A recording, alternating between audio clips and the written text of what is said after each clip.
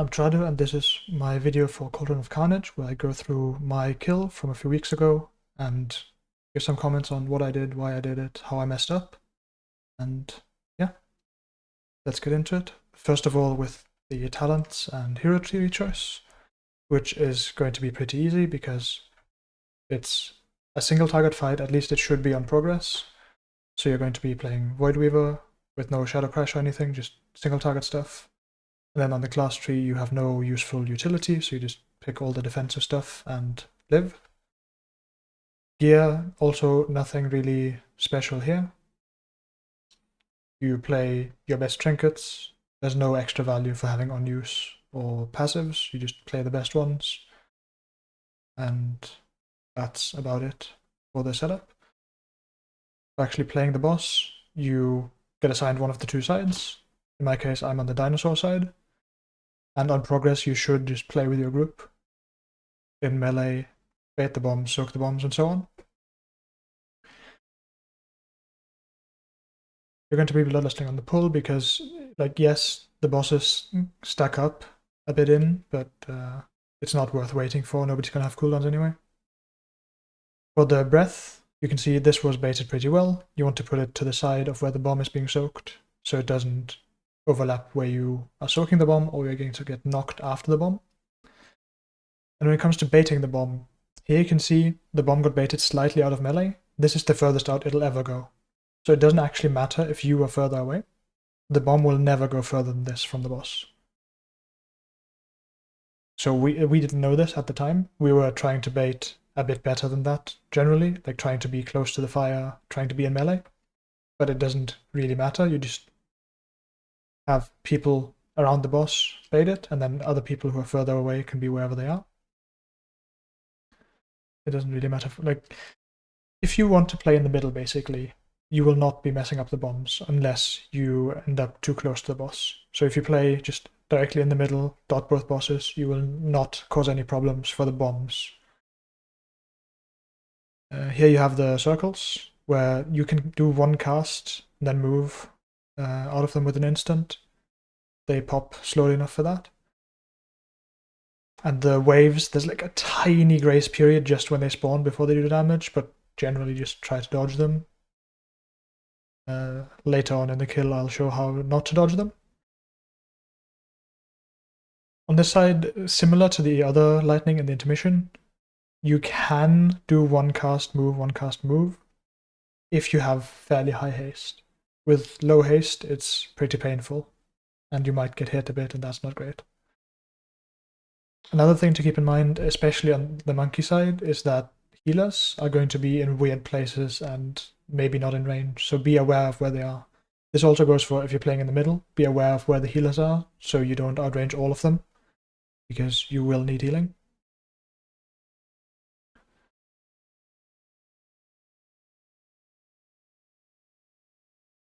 And the lightning on the floor doesn't do that much damage really, it just silences you, which is the main annoying part, so you can't Void Torrent across it, for example. That would be a bad idea. But just walking through it is not going to kill you realistically. As a priest, you probably won't get assigned to kicking the toys over, but if you are, they get knocked in the direction that you walk into them, not where you're facing. So, yeah, knock them into the middle that way if you are assigned.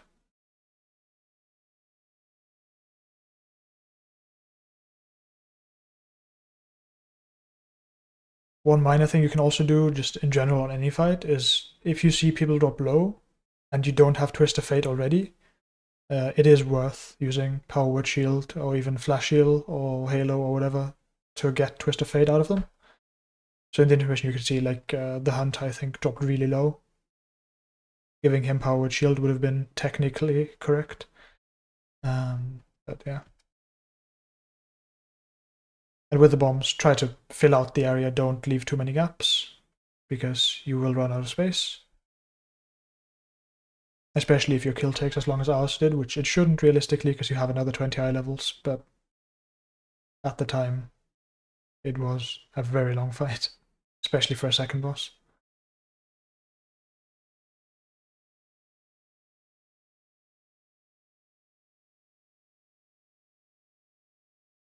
One other thing is that on this fight, Void Elf is honestly quite nice.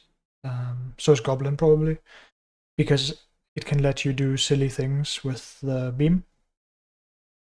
Like here, I get targeted and have to get to the bomb. If I was Void Elf, I could just drop a Void Elf towards the bomb and port over, which is very convenient, and something I've made use of on later kills. And then you could I Void Torrented before the Dino reached the middle, which is probably not correct. It's most likely worth just waiting a little bit to make sure the Rift actually spawns on the guy, so it does all the ticking damage as well. And then you can see our bosses are very desynced in terms of health percent. That's because when we did it, you could just kill the dinosaur and then the monkey would basically stop doing anything. Nothing did damage anymore. So what we're doing is basically in all the intermission clash phases, everybody hits the dinosaur. Because that way we get that killed as fast as possible. You can't really do that anymore because they fixed it so the damage actually ramps up. But that's what we did at the time. You can see I ran into the image. That's because, well, we have examples of doing it correctly and doing it wrong at the same time. So you want the images, either when they expire or when somebody walks into them, they drop this shit on the floor. You don't want that to cover the entire middle of the room because that's really annoying. So you don't want to root them in the middle like our shaman did, or stun them or whatever other people were doing. You want to either CC them at the edge, or you want to run into them when they're close-ish to the edge, in order to make sure that the blue stuff spawns at the edge.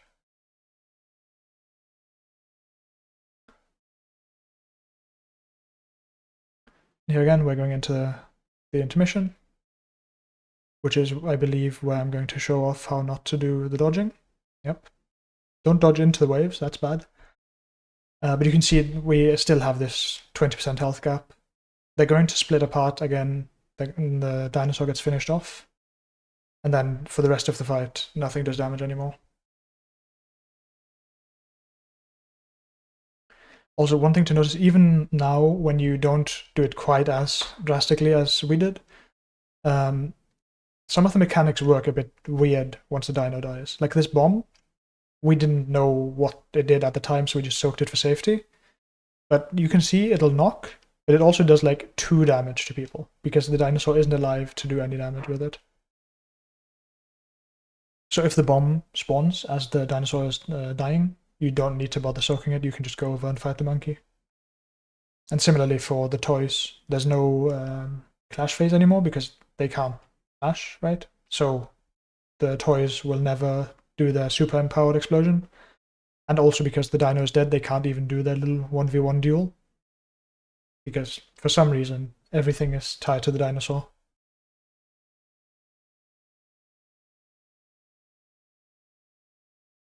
So yeah, being dead here, pretty boring. Being alive, not much more interesting. You are basically hitting a target dummy. And then they have the one mechanic with the, well, 2 I guess. These blue circles you need to dodge, and the other blue circles that you drop under your feet a bunch of times. Now, if you are playing in the middle the entire fight, or most of the fight, the easiest time to do it is when you are on the monkey side, because it doesn't matter where you are there, really. Whereas on the dino side, you kind of want to help soak. But if you play in the middle, make sure you don't kick toys into bad directions. People are going to get very upset about that. And make sure you keep both bosses within 46 yards, right? Because Psychic Link range is based from you. So as long as you have Vampiric Touch on both bosses and have them both within your 46-yard range, you are going to be doing damage to them, which is like 25-30% DPS increase over just hitting one, which is pretty solid. But in the end, this fight isn't really a DPS check. It's a don't mess up mechanics too much check, and then in the end, you win. If you get a beam well in the middle, which you can get, make sure you don't aim it at the monkey side, and make sure you don't aim it at the bomb. So put it somewhere off to the side. As I mentioned previously, you can't get the bomb. It can't go further than like a tiny bit out of melee range. And the other thing is you might get the lightning puddles that you drop under you. even though you are technically meant to be on the dinosaur side. So if you get that, make sure you drop that along the middle somehow, so you're still in range of both bosses.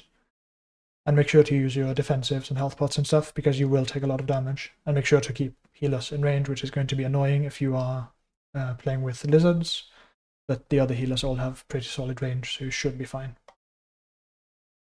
I think that covers everything for this boss. And next up, I'll be doing a Rick Reverb. Thank you for watching.